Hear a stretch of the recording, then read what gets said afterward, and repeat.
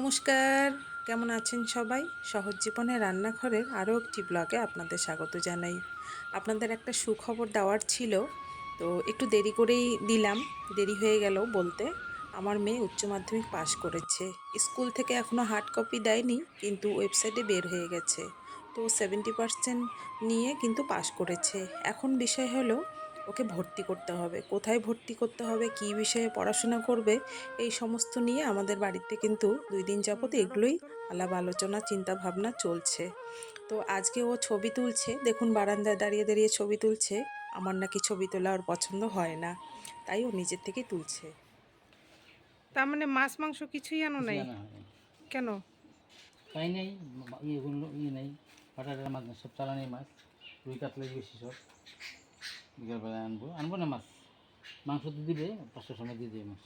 আমি আরও ভাবছিলাম মাছটা আনলে মাছটা রান্না করে রাখবো।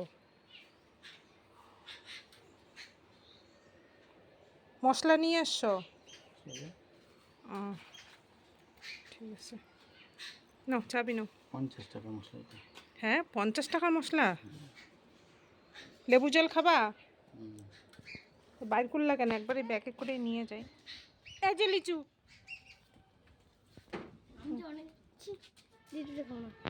কেন এটা ধুইয়া খাও।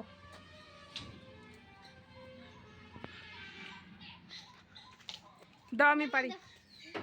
আমি বোধহয় এমন করে বাড়ি মারছিলাম, তারপর পড়ে গেল। ধর।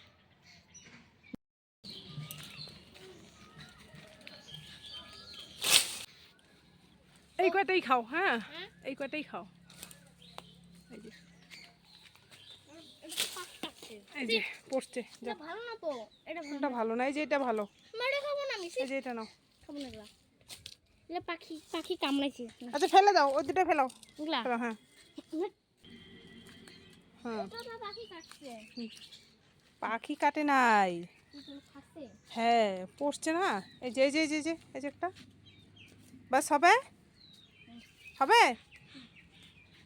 পরে বিকালে পারবো। হ্যাঁ, এই যে এই গাছটার মধ্যে না ভালো লিচু হয়নি, খুব একদম অল্প, মানে মাঝে মধ্যে কয়েকটা করে আছে।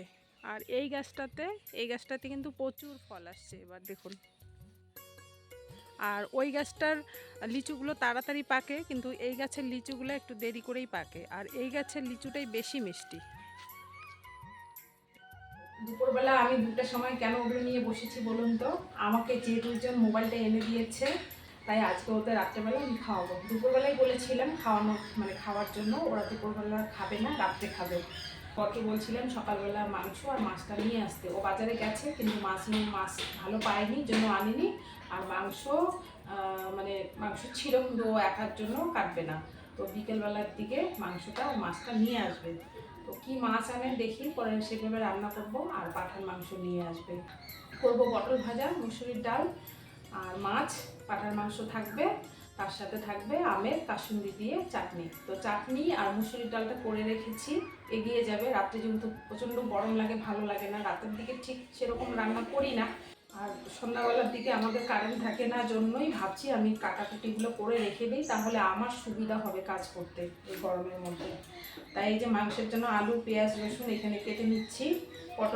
পটল ভাজা, পটলটা কেটে নেব, ভাবছি কাটবো কিনা পটলটা এখনই এত তাড়াতাড়ি। আর মাংসের মশলাটাও করে রেখে দেবো। দেখি পাঁঠার মাংস আনে না খাসির মাংস আনে। আমি খাসির মাংস আনতে বলছিলাম, কিন্তু খাসির মাংসটা আমাদের বানেশ্বরে একটু কমই পাওয়া যায়।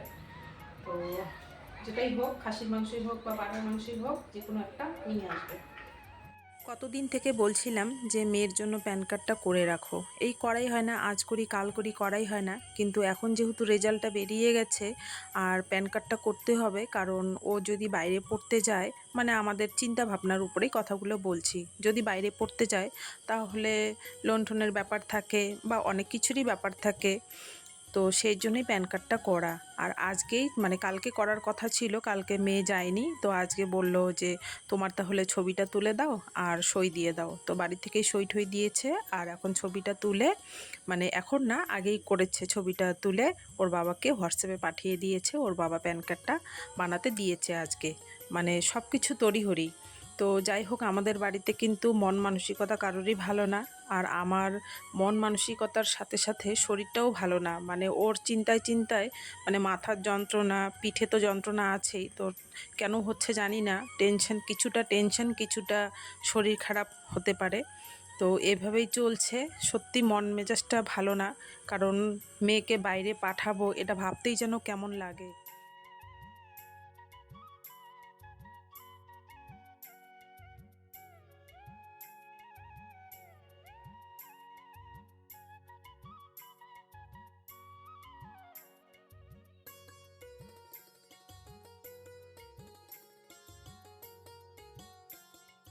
তো মাংসের পেঁয়াজ রসুন তো কাটা হয়ে গেল, ভাবছি পটলটাও কেটে রেখে দেই, খারাপ তো হবে না। তো পটলটাও আমি কেটে রেখেছি। আর ফ্রিজে একটু মাছের ডিম আছে, ভাবছি সেটাও আমি বড়া করব। তো ভিডিওটা আজকে এই পর্যন্তই রইল। সবাই সাবধানে থাকবেন, আর ব্লগটা কেমন লাগলো সেটা কমেন্টে জানাবেন। সবাই ভালো থাকবেন, সুস্থ থাকবেন। দেখা হচ্ছে শিগগিরই পরের কোনো ব্লগে।